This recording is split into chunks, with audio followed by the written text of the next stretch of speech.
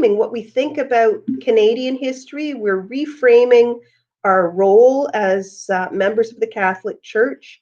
And sometimes we just need to go outside, take a breath of air, and think about the beauty of the earth around us, just to lighten up a bit. So let's take a look at your letters now. So Mr. Pio has asked us for your letters. Do I have a volunteer? Anybody willing to read theirs I'm not first? done. Okay, keep working on yours, Ziv, and we'll read the ones that are ready, okay? But keep writing if you're still writing it, that's Yeah, we fine. had time till 11:59 p.m., right? That's based on Google Classroom. Say that again? We had time till 11:59, right? We saw on Google Classroom. Oh, yeah. So if you want you want more time, that's okay. But there are people who have got these done now. So let's see. Okay, so let's see how many people have turned them in. I've got 4 people who have turned them in, and I'd like those 4 people to share them. And if you need more time, that's just fine with me. What I'll do is I'll give you more time. Thank you for reminding me. So let's start with Douglas. Douglas, would you read to us, please? I've put it on the screen. So I've asked you to write a letter to Mr. Pio today, and you can read it out loud. Go ahead. All right, dear Mr. Pio, in my opinion, it is very important to teach students about the grim history of residential schools in Canada because it was very harsh and a traumatic experience that no one should have to go through, and we just can't forget it and act like it never happened. And have an idea that Canada has no dark past when it clearly has one. My reaction to the 215 children's bodies found in Kamloops was an eye-opener. I felt sick to my stomach, and it was very disturbing. I learned about the horrific news from my teacher, Miss Heit. This course has changed my perspective a lot in Canada because of their disgusting and harsh past, and made me see Canada as a horrible country towards the Native people of Canada.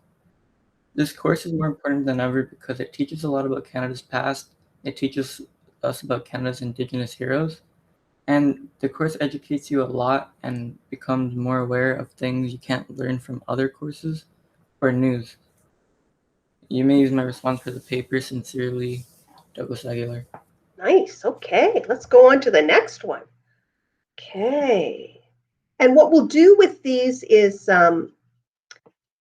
we can always, we always have to do some editing as well. Everybody needs editing. I'll let you guys read mine too. Mine will need editing. Okay, Amira, let's go ahead, Amira.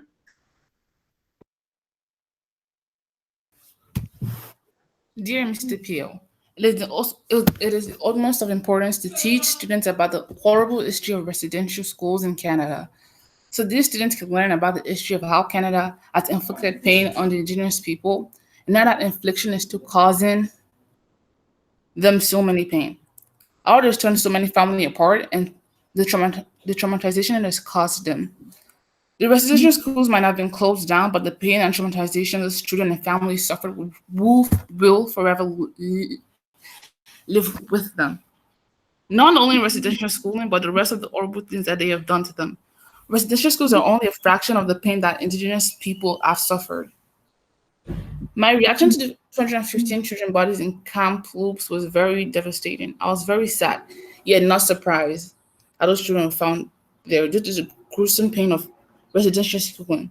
But the amount of children's bodies was very alarming.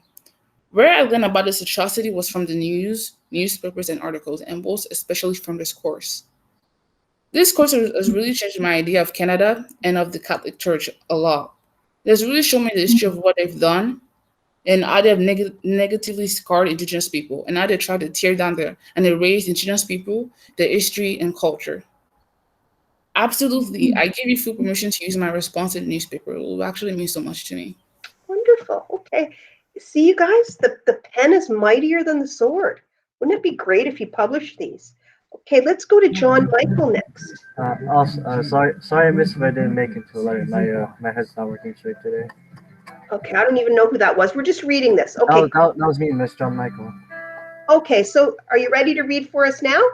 Yeah, it's just that I'm sorry if I didn't make it to like a letter.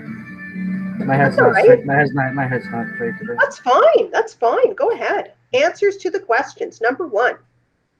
So I'll say it is quite important to teach students about the dark and grim history behind these residential schools. Hell, maybe even teach Canada's dark past with Indigenous people while we're at it. My reaction to the 215 children's bodies saddens me really. Realizing that there could be more of these cases brings me to hold this flame to Canada and the church. I am honestly sad and disappointed, to be more simple.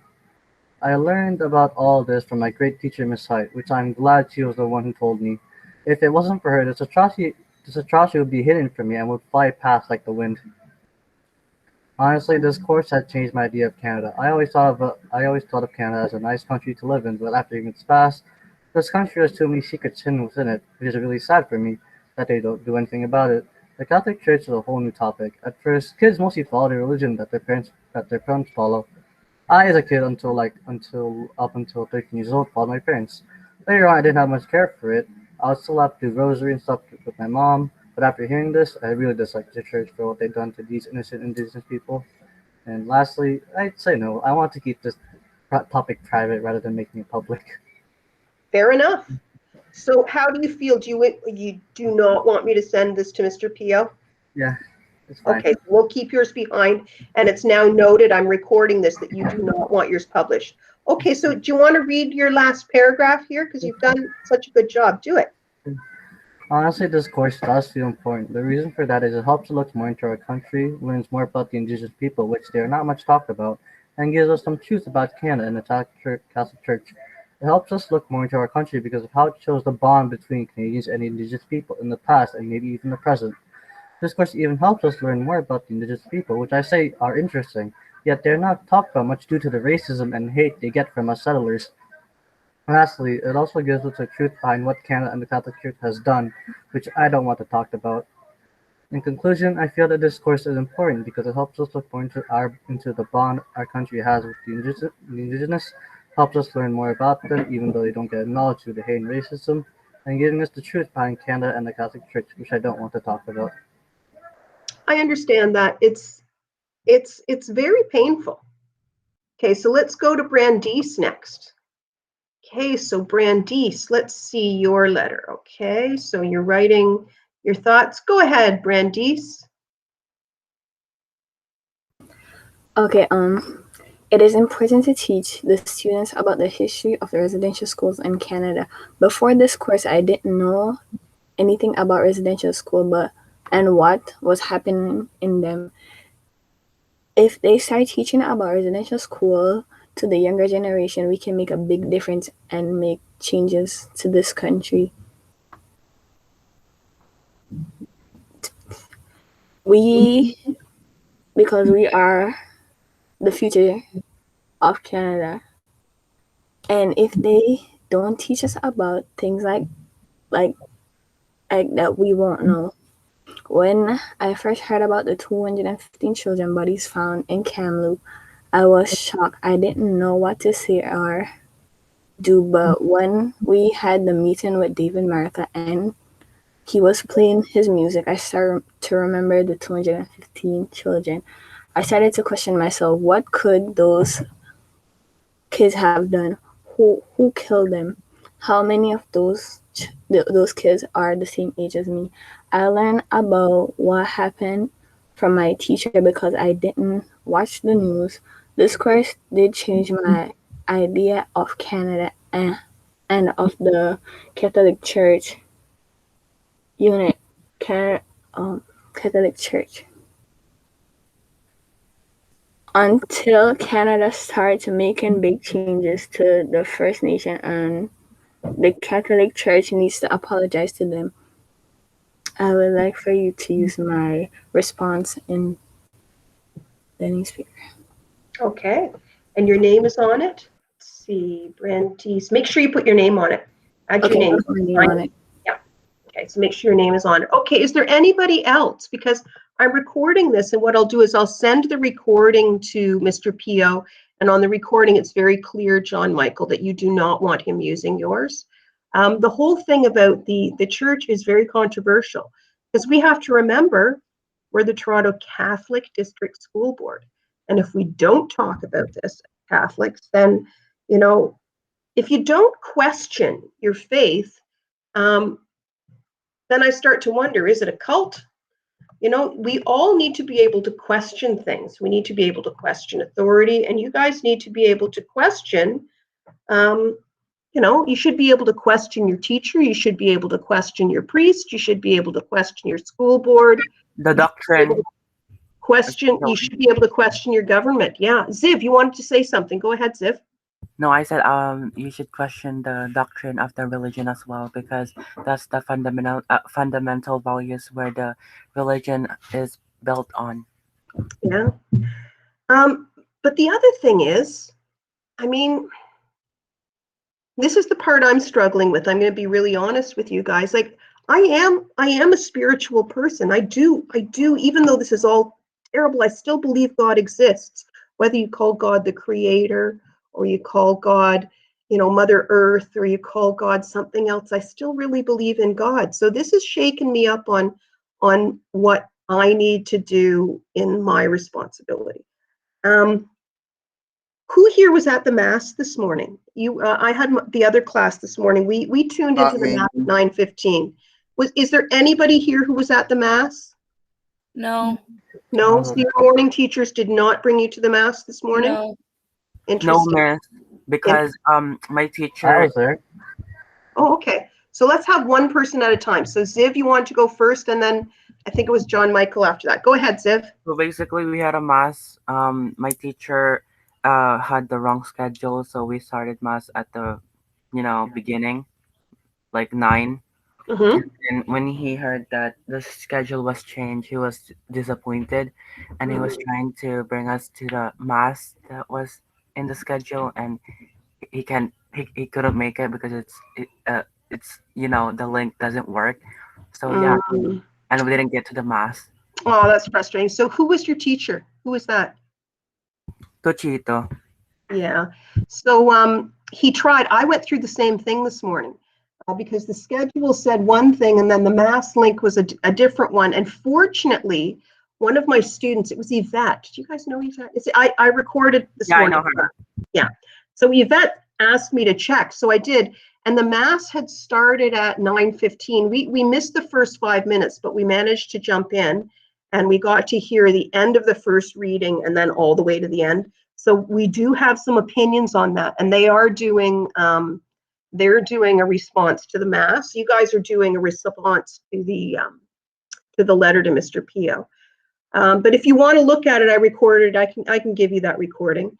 And Ziv, I just posted the one from June 8th. It's now on the stream. Thank you, miss. Oh, you're welcome. Okay, John Michael, were you at the mass this morning? Yeah, I was at the Mass at around like 10:30. It was a different time than 9:15. Oh, okay. So what was the mass at 10:30 then? I think it was supposed to be similar because they did mention St. Joan of Arc. Oh, so maybe I was at the wrong one because we had a mass Yeah, that looked like it was on the board. When you upload the schedule before, it said like 10:30 to like 11:15, and I thought that would be the time. But when I looked at the assignment, it was like 9:50. I was like, is that true? But then I just decided to wait until 10:30. Okay, so John Michael, tell me about the mass this morning. It honestly felt normal. The only thing I didn't like, they didn't mention the kids. They didn't mention the 215 children, I think. They said nothing? No, they didn't say anything about the. Wow. And what about, were there any prayers for the Indigenous people in Canada? No, I don't think I heard that. Wow. I heard them saying like giving prayers to some of the teachers that are retiring. Wow. Also, Okay, well, I'm sure you'll have an opinion about that. Is there anybody else who was at the mass this morning? Okay, then let's move on. I am going to post for this just so, I mean, if Mr. Pio watches this, he can see what you guys are doing, blah, blah, blah. And, we've got your responses recorded on here. Let's move back to what we were going to finish from yesterday. So I want to thank Amira. Amira, thank you so much for posting what you did about the Oka crisis. And we were talking about Freddy Krueger yesterday, and you said that you could find us a video on that. Okay, so there's the videos you were looking from June 8th. That was for Ziv and Amira. Here it is. Am I sharing my screen? Okay, I'm going to stop presenting and make sure that I share a tab. All right, so I'm going to share a tab this time, and we're going to look at the Oka crisis now. I wonder if this will work. Let me know if you can hear it. If not, I will share it a different way.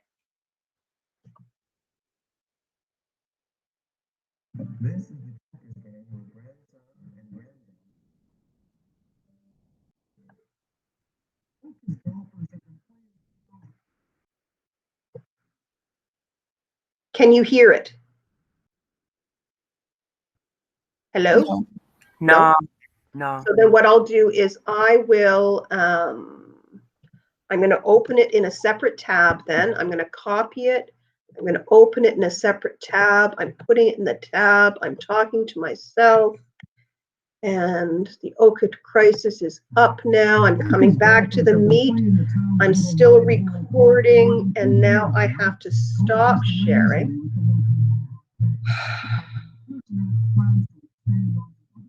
Just a minute.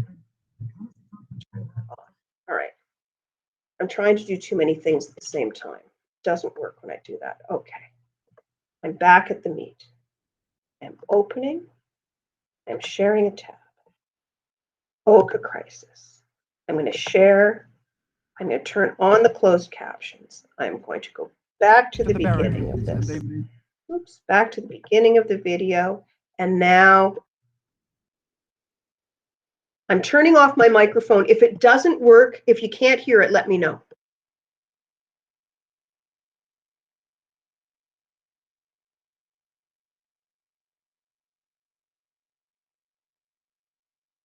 Oka's golfers have been playing the town's little 9-hole course for more than 30 years now, coexisting uneasily with the local Mohawk band.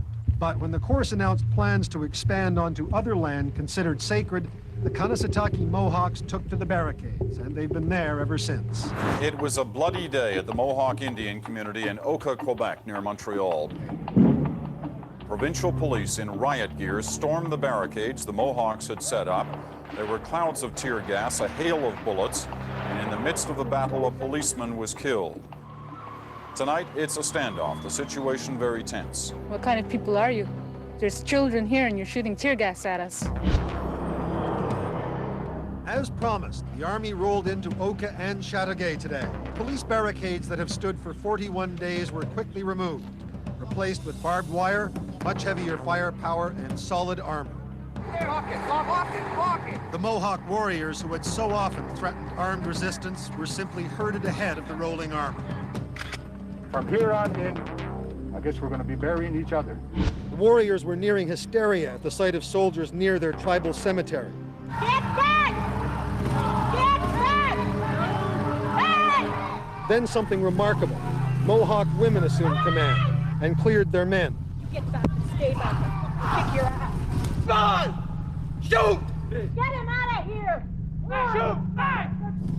The warriors calmed down, although not much, and they took to taunting the soldiers face to face. Nervous, perhaps?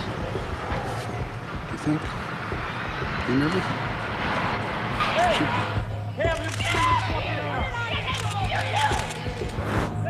To begin with, it seemed almost nonchalant. The first few Mohawks out of the compound just started down the hill towards the town of Oka. Hey, this guy's got a knife! Stop! Then warriors began to emerge, showing defiance instead of surrendering to the army as they were expected to do. Okay, les journalistes, back off a bit! Back off! Back off!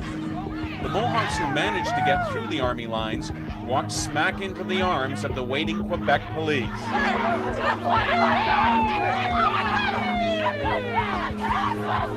The army said there were over 50 people taken away from the warrior camp, including 23 warriors. By 9:30 tonight, the army was beginning to pull out at the end of their 2.5-month siege.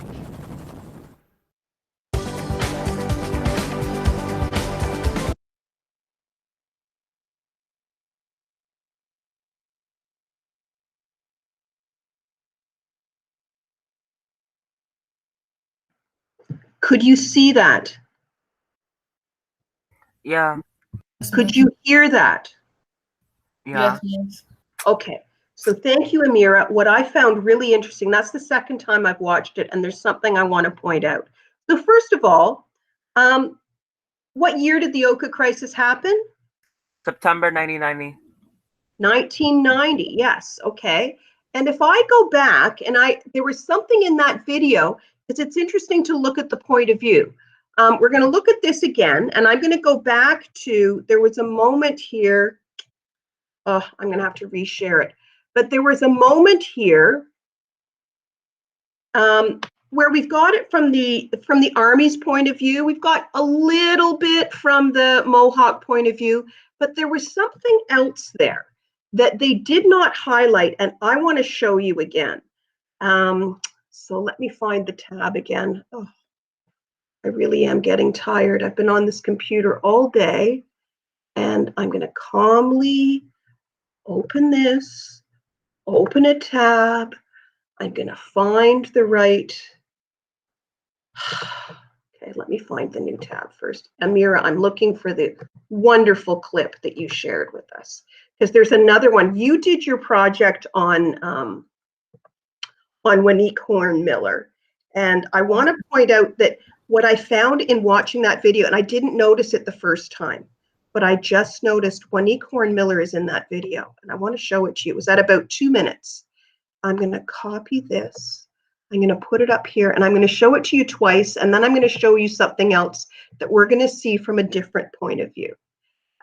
So we know that, let me just skip this.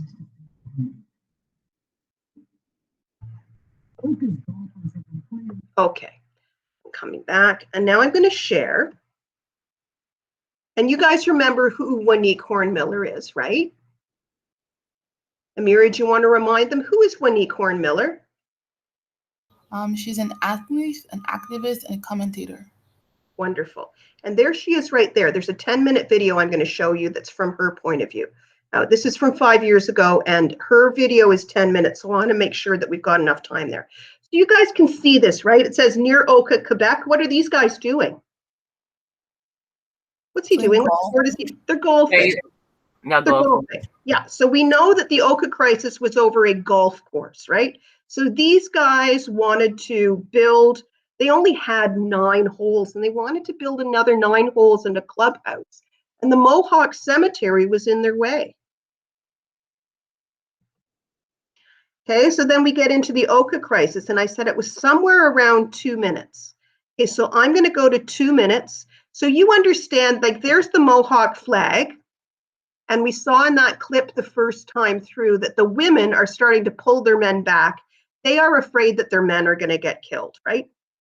So the women are coming in, they're marching in, and I'm moving on. And I want to show you this here with Freddy Krueger. Here we go.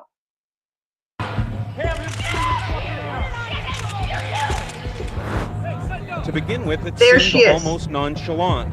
The first few Mohawks out of the car. Did you see it? I'm going to show you again. To begin with. Okay. Can you guys see this lady right here? Yeah. And she's holding a little girl in her arms? Mm-hmm. That's Wanique Horn Miller. And there. Amira, what happened to Wanique Horn Miller when she was at the Oka crisis? She got stabbed. One of these soldiers stabbed Wanique Horn Miller, and she's holding her little sister who's only 4 years old. Oh. That is her there. And here it is, and nobody in the news report mentioned it. They just said, oh, a police officer got killed, but nobody's mentioning the fact that a soldier stabbed her. Okay, we'll watch it one more time, then I'll show you the other. Nervous, perhaps? You think? You nervous?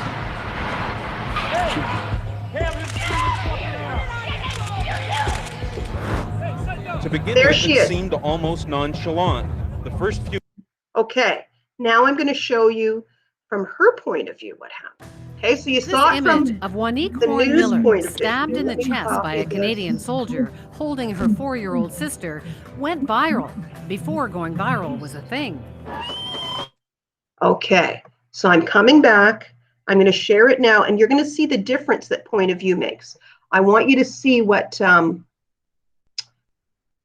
Wanique says. Okay. Why she got stabbed? Well, I think Amira can answer that. Amira, why did the soldier stab Wanique Horn-Miller? Resisting. Amira, can you tell him? Because she was protesting. She was protecting her land. Yeah. And the police were trying to break down the barricades. And trying to push her down, but she resisted, and that's why she got stabbed. And she was a young girl carrying a child. Okay, I have just enough time. I want you guys to see this. I'm going to put on the captions. Can you see it? I hope you can hear it. I'll turn off my microphone. If you can't hear it, let me know.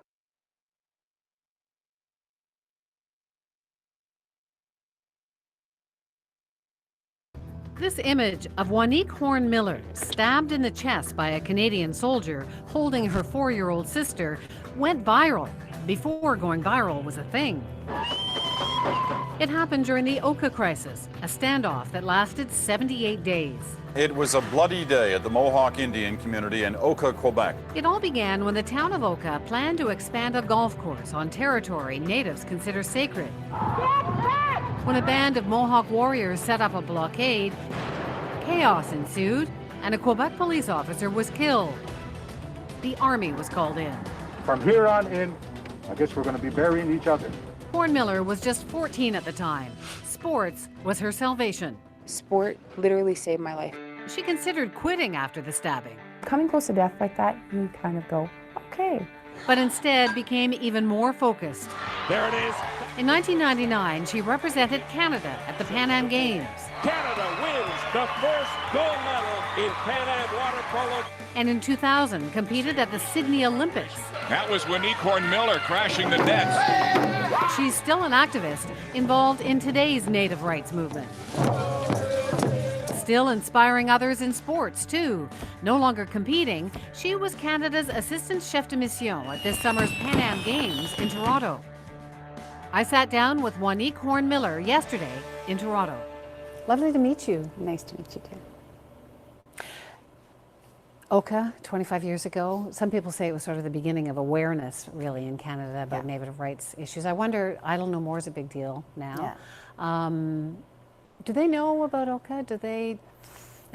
Yes. Do they look back and honor people like you, though?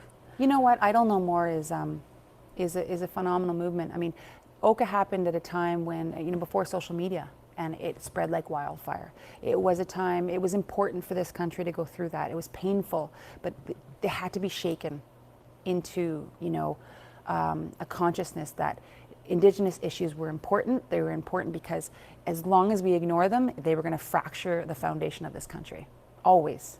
And it was the first time in history that Native issues were every front page of every newspaper. They headlined every newscast for 78 days. So you couldn't ignore it anymore. The average Canadian was like, what? What are these Indigenous issues, right? And then you were stabbed. Tell me about that. How on earth did that happen? Well, it was at the very end of the crisis. We had made a decision to come out of the treatment center, and we started to walk out, and we were singing a traditional song. I remember it was a unity song, and my little sister, I was holding her hand, and she was 4. She was 4, and I was trying to keep her calm. And when we got to the front gate, rather than going out those gates, we decided to take a right-hand turn along the barbed wire, and people started to pour out onto the road, and I remember just the soldiers just coming and just freaking out and attacking certain warriors. They had people they wanted to get, and just fights breaking out, just like violence and chaos. And in that chaos, other people scooped up the other kids and started to run out and try to get them, to safety. And I remember hanging on like my little sister's hand, and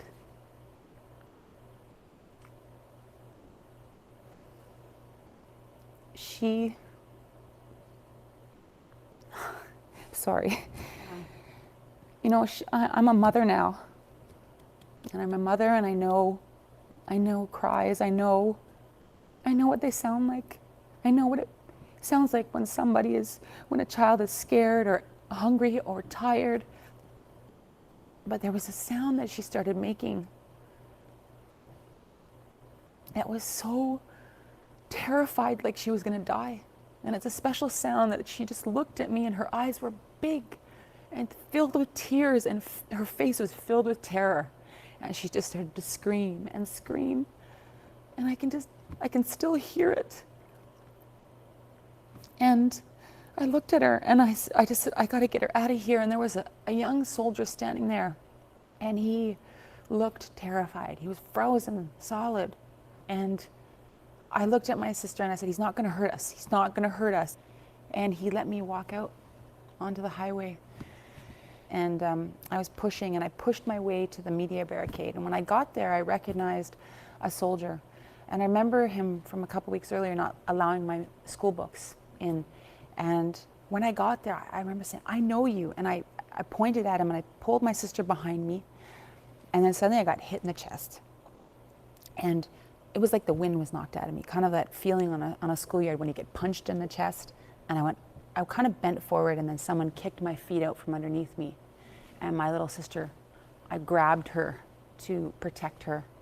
And, you know, I don't really remember that sequence, like a full sequence. I remember it like snapshots. Psh, psh, psh. Like I remember lying on the ground and seeing cameras and seeing light and seeing this soldier. It's all shots like that.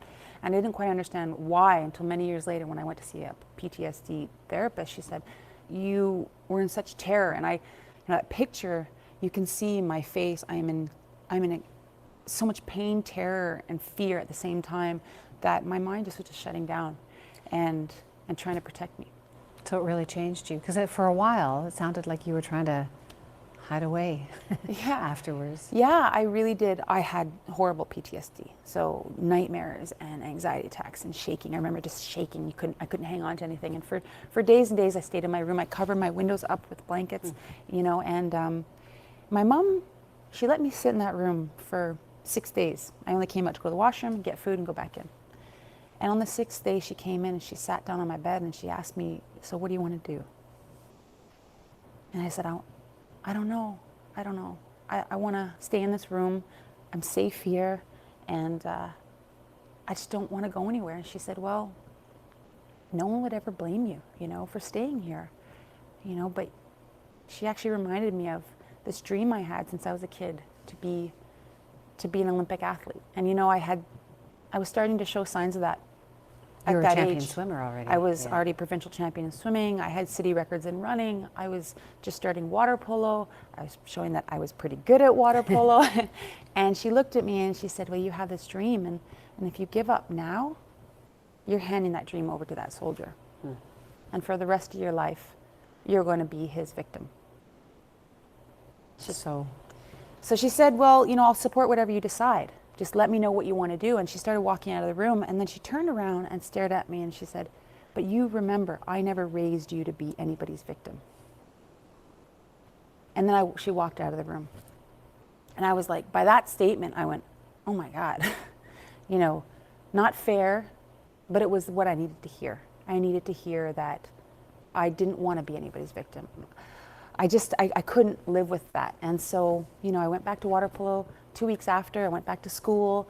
I really threw myself into sports. It became what I self-medicated with. And 10 years later, I was at the Olympics. You had a lot of anger, but you funneled it into sports? Yes. I mean, I funneled it. I was known when I played for being quite aggressive. I was known for that. I was known for being, you know, like I brought my culture, that warrior side of me into my sport. And I was known for being very aggressive, very protective of my teammates. And, you know, and I became the co-captain of the team. And every time I wanted to quit, every single time I thought about it, and it was hard because I was entering a world where there were no Indigenous people. There was nothing within the sports system that reflected the world I came from.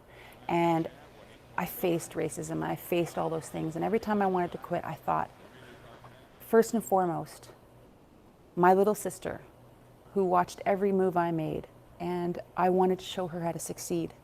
And I wanted to show her how, you know, you could go above and beyond what we went through together.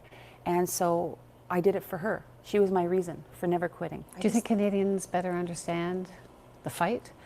It used to be such a scary term, Mohawk warriors, they're at the barricades. And are people understanding more about past injustices and the need for a fight now? You could pick one issue off the shelf: murdered and missing women, education, access to healthy food, clean water, safe roads. Like, that is something that I think Canadians can get on board with. But, I think that Canadians understand, and what Oka will always remain as the worst case possibility if nothing is done. If we continue along and we pretend it doesn't happen, or we try to say, well, it's too expensive for us to deal with, and you know what? It's always a possibility. And people like me who experience that say, we don't want that again. And I will do everything I can to make sure that doesn't happen. And that includes getting involved with politics and being involved with the Canadian Olympic Committee to inspire Canadians to raise their voices with us and say, it's time we create a country that we truly all can be proud of, 100%. There's this big debate now within some Native communities as to whether to get involved in federal elections or to stick with sort of local politics. What do you think? I come from particularly the Haudenosaunee people. We've been raised not to vote. But So you don't vote? I have never voted in an election, Really? but that's changing. Our population is growing. It is the fastest growing population in this country. We have the ability to be an incredible factor for change. I think in our lifetime, we are going to see an Indigenous Prime Minister. I do believe it. It's been so nice to talk to you. Thank you.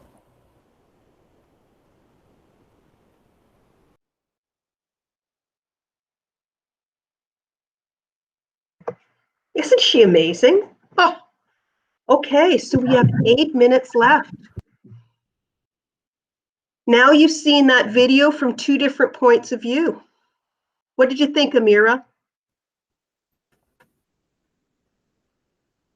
About the video or Winnie Miller? Both. When I was researching her, I really had great respect for her. I think she's really amazing and really strong after what she's gone through. I love her, miss. Yeah, I just really got to admire her a lot. And she's an amazing person.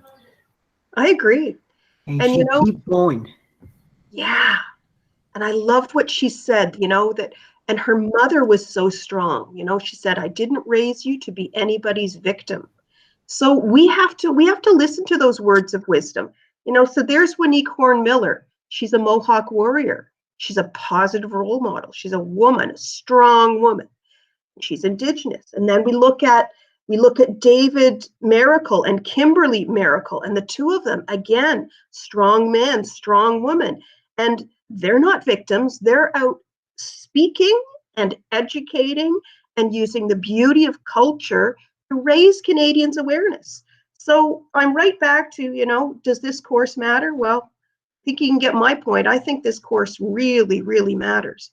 Now we have 5 minutes left, and I want to make sure on Monday we have our last meeting with David Maracle. So I can see there's a few things in the chat line here. Oh my God, the soldier. And Ziv said, oh, I love her. Yeah, I love her too. If you want to put something in your letters to Mr. Pio about Winnie Miller, that would be great. And all we can do is keep learning, but I think the key is to listen. This course is called Indigenous Voices. We have to listen to the first people of this land. If we just listen, maybe Mother Earth would be in better shape. Okay, and there's so many other things we have to talk about. So I'm going to go back, I'm going to share this, and let's make sure you understand what your homework is. We are now finally finished all of the ISUs. Yay! We finished the ISUs. Today, before you go to sleep tonight, I want you to finish the letter to Mr. Pio. Okay, so here's the letter to Mr. Pio. Okay, so you know where to find that upcoming, that's due tonight. And I want to send it, he needs it before Monday. Oh, we got another one handed in. So we've seen, is it Josh? Oh, TeWitt has handed his in. Okay, good. I have 5 minutes left. If we have time, we'll have Tewit read his. But I need you guys to know that on Monday, you are cohort. Are you cohort CD? In the morning. Yes. Oh, so I'll see you in the morning. I can remind you in the morning to come to my class in the afternoon, right? So you guys know that you have to come to my class in the afternoon on Monday. So I'll put this, I'll send a letter out to your teachers now. So, and I'll put it in the AB class too. So on Monday, so here's your homework. All right, I'm putting it here. Homework. Number 1, a letter to Mr. Pio before you go, sleep tonight, okay? Because I have to send it to him tomorrow. Number 2, get ready for our last meeting with David and Kimberly on Monday at 1 p.m. So what I'm going to do is we will focus on the murals. So he showed us the murals, but he didn't get to tell us the story. We will focus on David's sculpture, and we will focus on the letters that you wrote to him on the slides. Remember those slides? I'm going to send those tonight, okay? And that's it. Next week, we have to finish novel. Okay, what's it called? It's called The Absolutely True Diary of a Part-Time Indian. Okay, you will help me create the exam question. Okay, so you guys know that your exam is going to be on, okay, so the AB cohort has their exam on, I'm going to stop presenting. The AB cohort has their exam on June 22nd. That's a Tuesday. And you're the BC cohort, so your exam will be on Wednesday, June 23rd. So June 22nd and June 23rd. Anybody who's in grade 12, I have to mark your exam first. Can you guys put in the chat line who here is in grade 12? Who here is in grade 12? So I know Tewit, you're in grade 12, right? Tewit? Is there anybody else in grade 12? Who else is in grade 12? No more, miss. Just Tewit? That's it? Oh, Tewit, I see Paul. Okay, so Paul and Tewit. Is there anybody else? I have to get your marks in first. Well, we know that Tewit and Paul are both doing great. Just keep it up. And I'm going to give you guys lots of marks for the ISUs. They were excellent. I want to see these letters to Mr. Pio. It'd be great if we could get you quoted in the newspapers. And the last thing we have to do is the novel. So if you've fallen behind on the novel, you should be up to chapter 15 on your own. And we will continue with that on Tuesday after we see David on Monday. I've got 1 minute left. If you've got any questions, you can stay on the line. If not, you're dismissed. Have a great weekend. Miss, did you post that video, miss, from June 8th? I did. I even showed it to you. Oh, yeah, I saw it. Okay. Yeah. Bye, miss. Have a nice weekend. See you later. Bye. Bye. Yeah. Bye, girl. Bye, guys. Bye, Jay. Anybody have a question? Okay. No, bye, miss. Bye-bye. I'll see you on Monday. See you on Monday, miss. Have a great weekend. You Bye-bye. too. Bye-bye. Bye-bye. Anybody else? John, Michael, Christian, do you guys have questions? Miss, I just want to let you know something. Sure. On Monday, On Monday, we have our meeting with Mr. and Miss Kimberly Miracle. Because is it fine if I leave early because I have to do a vaccination? Oh, what time is your vaccination? Supposedly 3 o'clock, but my mom wants to leave early. Okay, well you know what, your health always comes first. That is the most important thing. And I promise you, I will record the class. So just do what you can. We're only meeting them from 1 until 2. So it's just a meeting for 1. Yeah, we'll be finished at 2 o'clock. So you should be able to leave then. But if you can't, I completely respect that, John Michael. Getting your vaccine is even more important. Okay. Okay, do what you can. Yeah, okay, I'll see you later. Bye-bye. Bye. Christian, do you have a question? Are you still there, Christian? Okay, so I'm going to close this now. And I don't think Christian is there. So we'll go. And I'm going to stop the recording now. So Frank, I'm sending this recording to you today. And yeah, they all want to be quoted in the newspaper, but not John Michael. He's the only one you can't quote, okay? So toodaloo, kangaroo. She-mig-witch.